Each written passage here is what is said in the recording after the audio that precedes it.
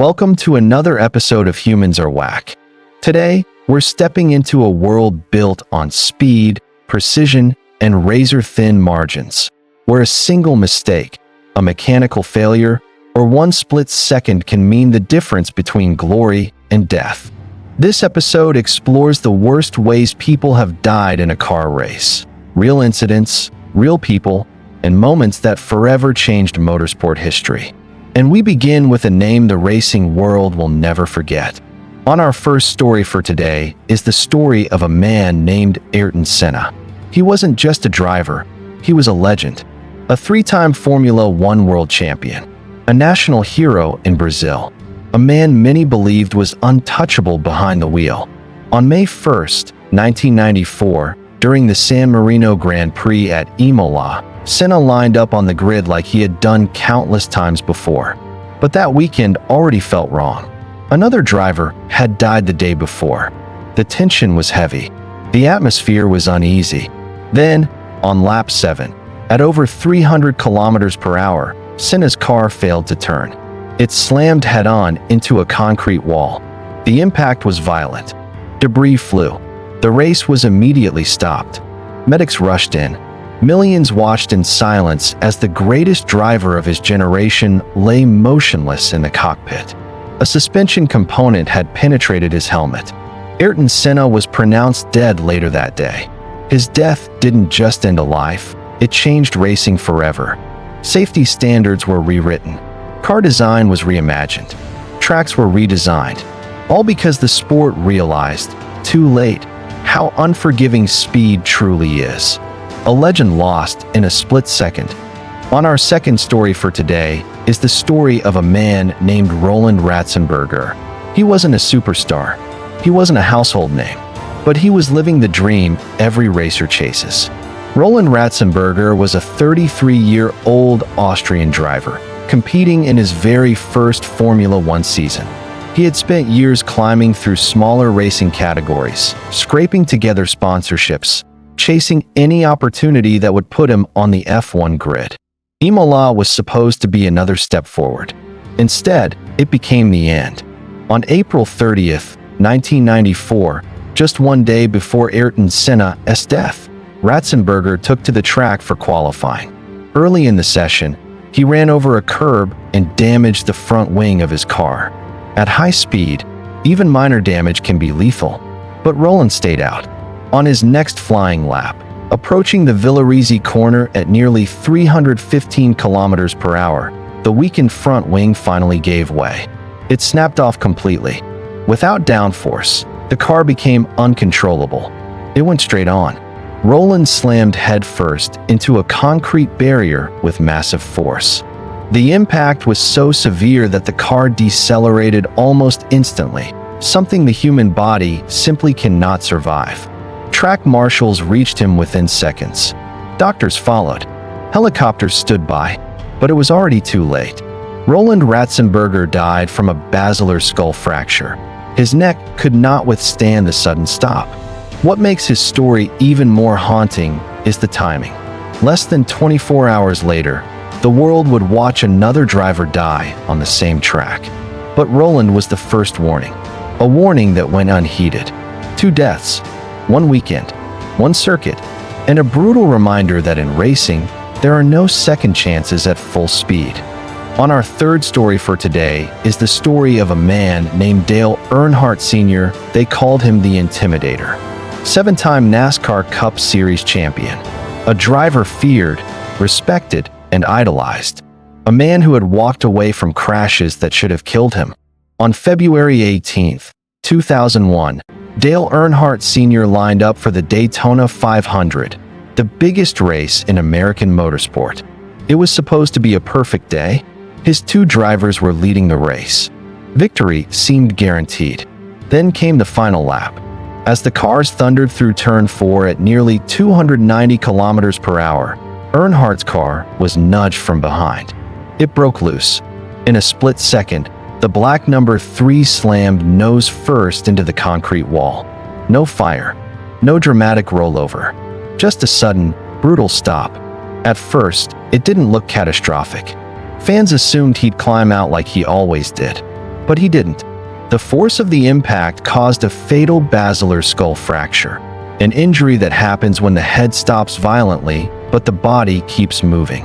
Safety equipment that would later become mandatory wasn't yet required. Dale Earnhardt Sr. was pronounced dead at the hospital later that day. The racing world was stunned. NASCAR lost its biggest star on its biggest stage.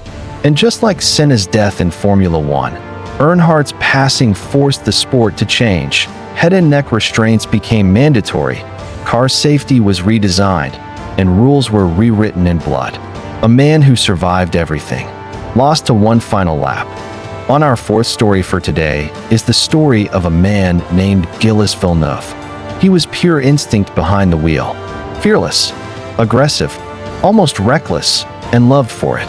Gilles Villeneuve was a Canadian Formula One driver, famous for pushing cars far beyond what they were designed to handle. Fans adored him because he never lifted, ever. On May 8, 1982, during qualifying for the Belgian Grand Prix at Zolder, Villeneuve was chasing pole position. He was angry, determined, and driving on the absolute limit. Ahead of him was a slower car, moving off the racing line.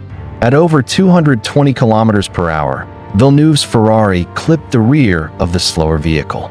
The impact launched his car into the air. What followed was chaos. The Ferrari disintegrated mid-flight, tearing apart as it flipped violently. Villeneuve was thrown from the cockpit. Safety harnesses at the time were far less advanced than today. The race was immediately stopped. Doctors reached him quickly, but the injuries were catastrophic. Gilles Villeneuve was pronounced dead later that day at the hospital. He was only 32 years old. What makes his death so haunting is how perfectly it matched his driving style. Always faster, always closer, always one risk too far. Gilles didn't die because he lacked skill. He died because motorsport, at full speed, leaves no room for error. A legend remembered for courage and lost to the limits of speed. On our fifth story for today is the story of a man named Dan Wheldon. He was a champion, a two-time Indianapolis 500 winner, a driver known for control, precision, and calm under pressure. On October 16, 2011, Dan Wheldon took part in the IndyCar World Championship finale at Las Vegas Motor Speedway. The race was meant to be a celebration. 34 cars on a high-speed oval, packed tightly together, inches apart at nearly 360 kilometers per hour. From the start, drivers were uneasy. Too many cars, too much speed, too little margin for error. Just 11 laps in, it happened. A small touch between cars triggered a chain reaction. One car lifted, another followed, then another. In seconds, the track turned into a wall of smoke, flying debris, and spinning machines. Dan Wheldon had nowhere to go. His car launched into the air, slammed into the catch fencing, and disintegrated on impact. The forces involved were beyond anything the cockpit could protect against. The race was immediately stopped. Medics reached him quickly, but the injuries were unsurvivable. Dan Wheldon was pronounced dead later that day. He was 33 years old. What makes Dan's death especially painful is that it wasn't caused by recklessness.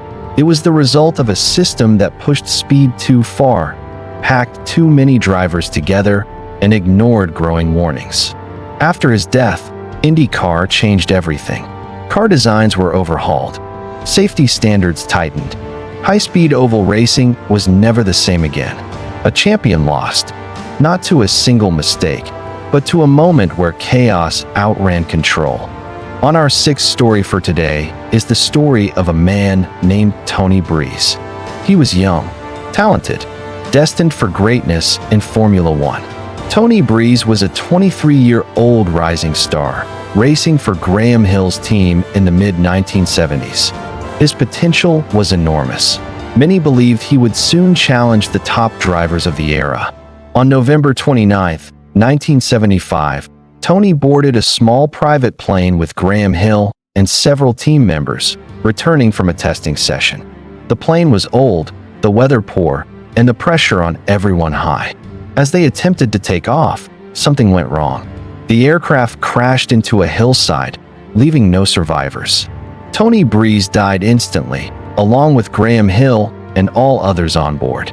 His life, his career, and all the potential victories were gone in a single, tragic moment. What makes Tony's story particularly haunting is that his death wasn't on the track, nor due to racing errors. It was a cruel reminder that danger often exists outside the spotlight, waiting when least expected. A young star snuffed out before he could even shine fully. On our seventh story for today is the story of a man named Francois Cevert. He was a French Formula One driver, a rising talent, and the protege of racing legend Jackie Stewart. At 29, Cevert was on the cusp of his first Grand Prix victory, a career finally reaching its peak. On October 6, 1973, during practice for the United States Grand Prix at Watkins Glen, Cevert was pushing hard. The track was slick, his tires nearing the limit, and his focus absolute. At high speed, approaching the fast downhill section, Cevert's car lost control. It spun violently and slammed into the guardrail head-on. Medics reached him immediately, but the crash was catastrophic. Francois Cevert died almost instantly. What makes his death particularly tragic is timing. He was poised to take over as his team's lead driver after Stewart's retirement. A bright career, full of promise and potential, was gone in the blink of an eye. In racing, skill and preparation sometimes aren't enough. A single moment, a small miscalculation, or the faintest track irregularity can end everything. A life and career cut brutally short. On our eighth story for today is the story of a man named Bob Sweikert. He was fearless, a daredevil with nerves of steel, known for dominating the Indianapolis 500. On November 27, 1956, during a sprint car race in Salem, Indiana, Bob Sweikert was chasing another win. The track was rough, the cars unforgiving, and speeds dangerously high. In a split second, his car lost traction coming out of a turn. It flipped violently, struck the wall, and rolled multiple times.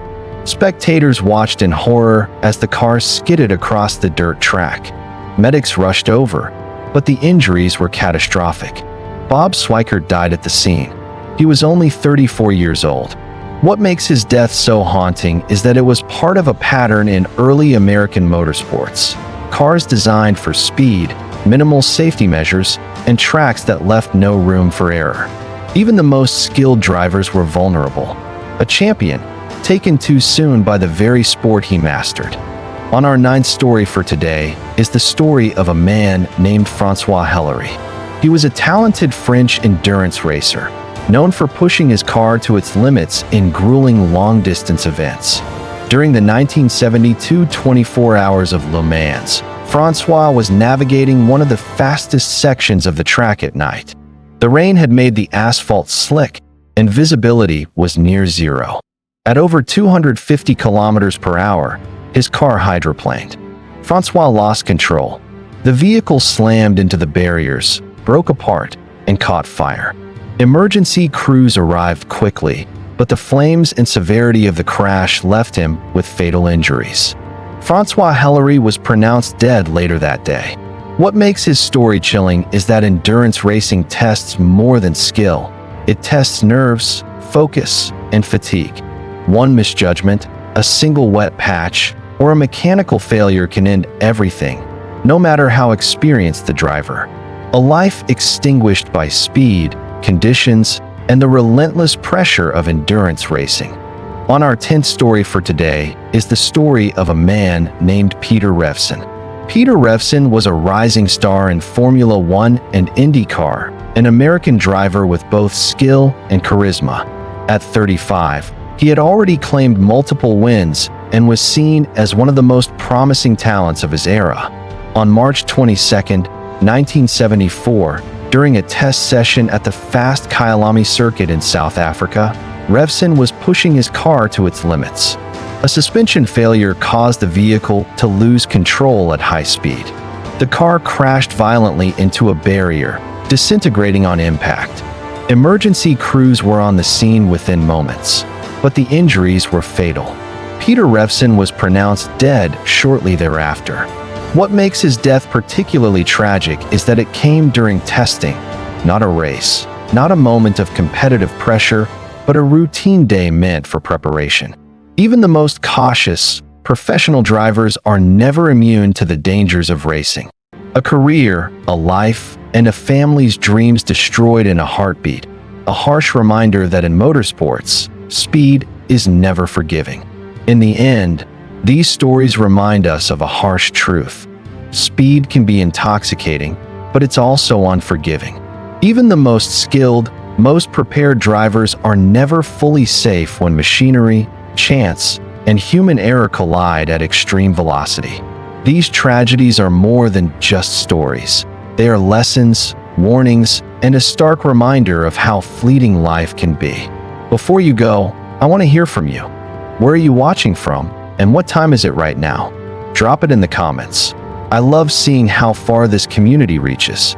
And please don't forget, like this video, share it with someone who loves motorsport or true life stories. Subscribe to the channel, turn on the notification bell so you never miss our upcoming videos. Stay safe, stay alert, and remember, even a split second can change everything.